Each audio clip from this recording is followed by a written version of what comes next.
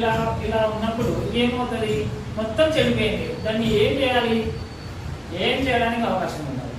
ఇప్పుడు చెప్పారు రికవరీ అవుతుంది మందుల ద్వారా అని, అవునా కదా? ఎప్పుడు రికవరీ అవుతుంది అంటే ఇంకా అవకాశం ఉన్నప్పుడు రికవరీ అవుతుంది. లాస్ట్ స్టేజ్లోకి వెళ్తే కాదు, మన వల్ల కాదు, అవునా కదా?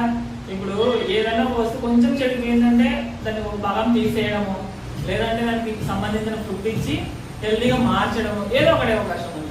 తర్వాత మొత్తం ఈ బ్యాక్టీరియా ఎక్కువైపోయినప్పుడు ఏమవుతుందంటే మొత్తము మన ఊపిరితిత్తులు అనేవి రంధ్రాలు పడడానికి అవకాశం ఉంది.